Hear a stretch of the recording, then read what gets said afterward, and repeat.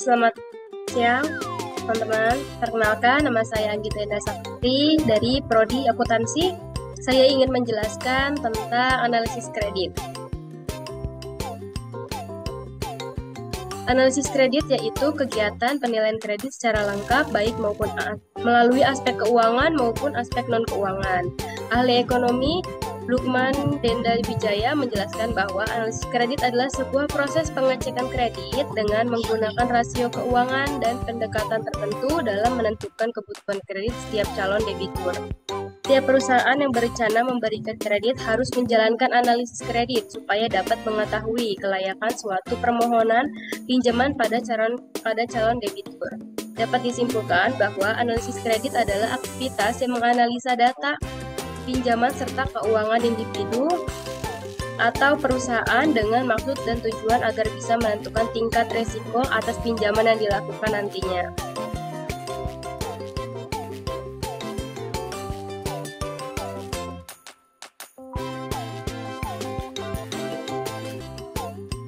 Di sini ada tujuan analisis kredit, yaitu memastikan bahwa pemohon peminjaman memiliki kemampuan dan kemauan untuk memenuhi kewajiban membayar kembali pinjaman.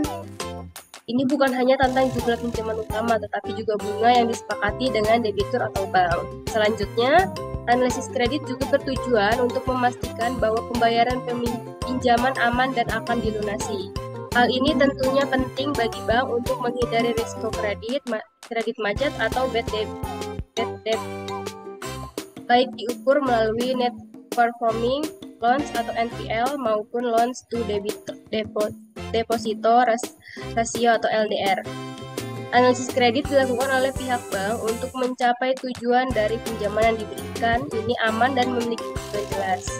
Aman di sini berarti kredit harus dikembalikan dengan tertib, teratur, dan tepat waktu, menurut kesepakatan antar pihak pemberi pinjaman maupun pencari pinjaman. Kemudian maksud dari kata jelas ini dapat diartikan bahwa kredit dapat digunakan untuk tujuan yang disebut dalam permohonan kredit, di mana semua ini dilakukan sesuai dengan aturan atau kontrak seperti yang dipersyaratkan oleh perjanjian peminjaman. Di sini ada prinsip 5C. Dalam contoh analisis kredit, gambaran umum yang mencakup 5 penilaian antara lain ada karakter, capacity, capital, collateral, dan condition. Uraian dari kelima analisis kredit di sini akan saya jelaskan satu persatu. Yang pertama ada collateral, yaitu pinjaman yang ditawarkan oleh calon debitur sebagai bentuk perlindungan jika terjadi gagal bayar. Jaminan ini dapat berupa aset fisik seperti tanah, bangunan, kendaraan, atau barang berharga lainnya.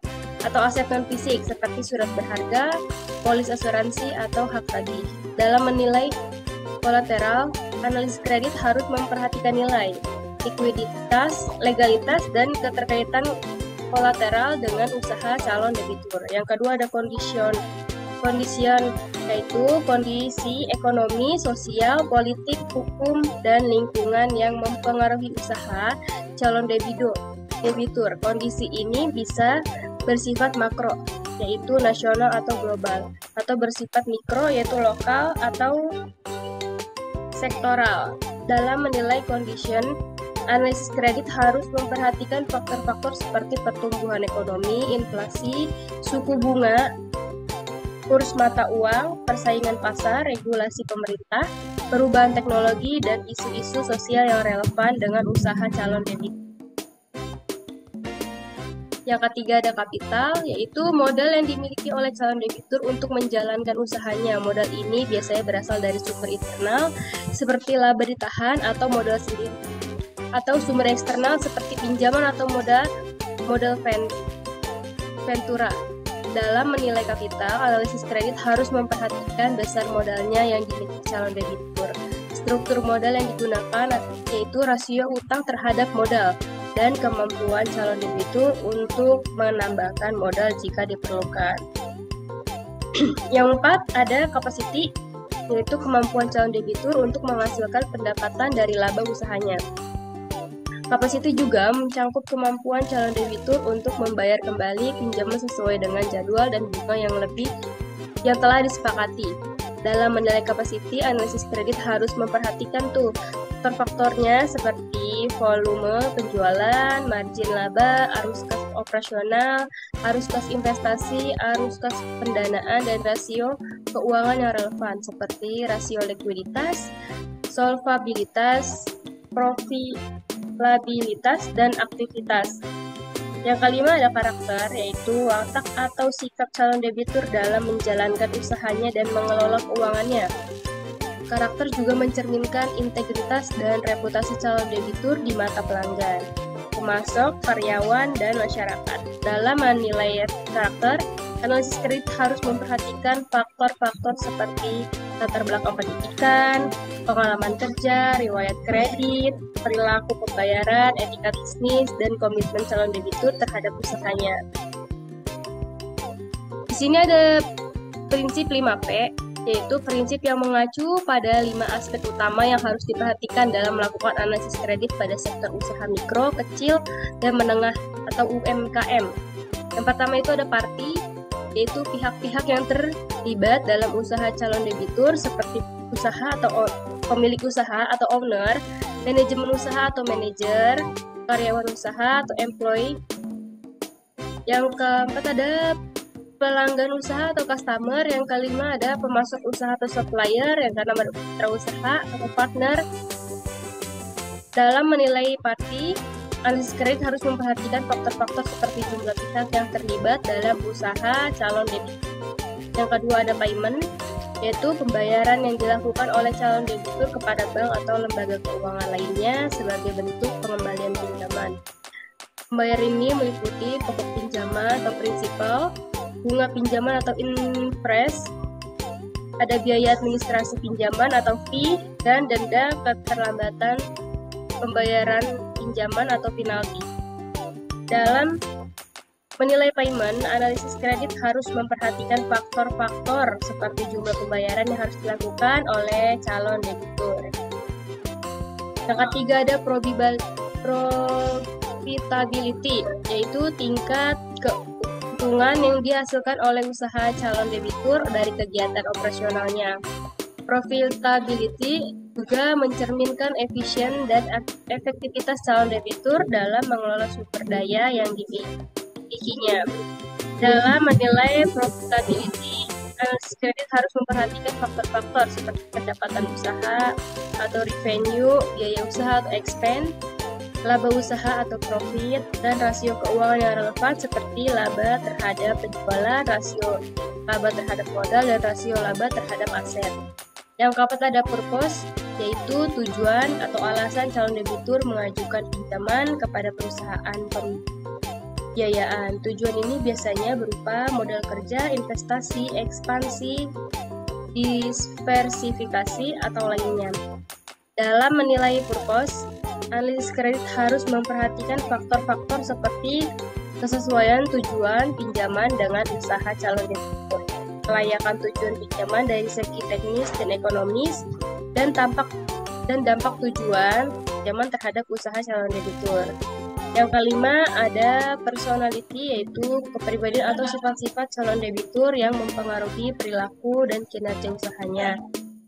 Personality juga mencerminkan motivasi dan minat calon debitur terhadap usahanya. Dalam menilai personality, analisis kredit harus memperhatikan faktor-faktor seperti visi, misi, tujuan, nilai, sikap, kemampuan, keterampilan, dan pengalaman calon debitur dalam menjalankan usahanya.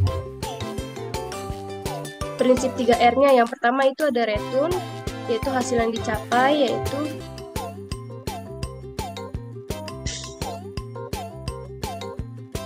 return biasanya penilaian atas hasil yang akan dicapai oleh usaha debitur setelah dibantu dengan pinjaman dan kreditur. Apakah hasil yang dicapai dapat menutupi untuk mengembalikan pinjaman serta usaha yang dijalankan debitur terus berkembang atau tidak. Return di sini bisa juga diartikan keuntungan yang akan diperoleh kreditur terhadap kredit yang diberikan kepada debitur. Ada repayment atau pembayaran kembali. Kreditur harus menilai berapa lama usaha debitur dapat membayar kembali pinjamannya sesuai dengan kemampuan membayar kembali repayment atau repayment capacity, dan apakah kredit harus diangsur atau dicicil atau dilunasi sekaligus di akhir periode. Yang ketiga ada risk bearing ability, yaitu kemampuan untuk menanggung resiko. Adapun yang dimaksud adalah di mana debitur harus mengetahui dan menilai sampai sejauh mana usaha debitur mampu menanggung risiko kegagalan jika terjadi sesuatu yang tidak diinginkan. Dengan memiliki modal yang kuat, usaha debitur biasanya akan lebih kuat juga dalam menghadapi atau memenangkan persaingan dengan pihak lain. Di sini ada fungsi analisis kredit, yaitu yang pertama ada membantu perusahaan pembiayaan atau lembaga keuangan dalam mengambil keputusan saat memberikan pinjaman kepada calon debitur. Yang kedua ada membantu perusahaan pembiayaan atau lembaga keuangan dalam membentuk besaran pinjaman yang sesuai dengan kebutuhan dan kemampuan calon debitur. Yang ketiga mengelola portofolio kredit secara optimal dan mengendalikan resiko yang mungkin timbul dari pemberian pinjaman. Yang keempat, memantau perkembangan usaha dan pembayaran calon debitur selama masa pinjaman berlangsung. Berikut ini beberapa tugas orang kredit analis yang telah dirangkum. Yang pertama itu ada mengumpulkan dan memverifikasi data-data yang dibutuhkan untuk melakukan analisis kredit, seperti data pribadi, calon debitur, data usaha calon debitur, data keuangan, data jaminan, data kondisi eksternal yang mempengaruhi usaha calon debitur. Yang kedua ada membuat laporan yang berisi hasil analisis kredit, kesimpulan dan rekomendasi pemberian atau penolakan kredit pada calon debitur. Yang ketiga menyajikan laporan analisis kredit kepada pihak-pihak yang berwenang untuk mengambil keputusan pemberian atau penolakan kredit, seperti komit kredit, manajer kredit atau direktur kredit. Yang keempat, memantau perkembangan usaha dan pembayaran calon debitur selama masa pinjaman berlangsung dan melaporkan adanya permasalahan atau penyimpangan yang terjadi pada pihak yang berwenang. Yang kelima, ada menyusun dan menyampaikan laporan berkala mengenai portofolio kredit, seperti laporan kredit macet, laporan kredit bermasalah, laporan kredit lancar, dan laporan kredit kolektibilitas. Di sini ada contoh-contoh analisa usaha mebel atau usaha skala kecil. Nama perkakasnya itu circle meja, jumlahnya 1, harga satuannya 3 juta, dengan total harga 3 juta. Mesin bobok itu 1.500.000, kompresornya 6.500.000, mesin asah mata atau pasrah atau serut 1 juta, mesin amplas 750, bor duduk 1.800.000, sensor 4 juta, bor tangan dengan jumlah 2 yaitu 250 dikalikan 2 1.500.000, generator 11 juta, propel kayu membeli 2 1.250 dikalikan 2 3.500.000, dan mesin skap kayu 1.500.000. Jadi total dari semua harga yang dibeli itu 36.050.000. Biaya produksinya, upah tenaga produksi 5 orang dikali 1.500.000 dikalikan 12 bulan sama dengan 90 juta. Listriknya 5 juta. Pembelian bahan baku kayu 1.000 balok dikalikan 125.000 yaitu 125 juta. Cat 200 kaleng dikalikan 50.000 yaitu 10 juta. Paku 6.000 ons dikalikan 5.000 yaitu 30 juta, dan lem 200 plastik dikalikan 25.000 sama dengan 20 juta. Jadi total pokok produksi itu 265 juta. Dapatan penjualannya dari almari 10 unit dikalikan 1.500.000 dikalikan lagi dengan 12 bulan yaitu 150 juta. Meja belajar 10 unit dikalikan 1 juta dikalikan kejual selama 12 bulan itu 120 juta. Kursi aset 10 unit dengan harga 2 juta dikalikan 12 bulan sama dengan 200 juta. Jadi total penjualannya itu ada 470 juta. Jadi keuntungannya itu 400 juta dikurangi biaya pokok produksi 265 yaitu 205 juta. Jadi keuntungan dalam 1 tahun produksi mencapai 205 juta ribu dalam penjualan 1 tahun. Jadi 1 tahun itu ada 12 bulan, dibagi lagi dari keuntungan 205 juta itu dibagi dari 12 bulan yaitu 17 juta per bulan selama 1 bulan mendapat untung 17 juta.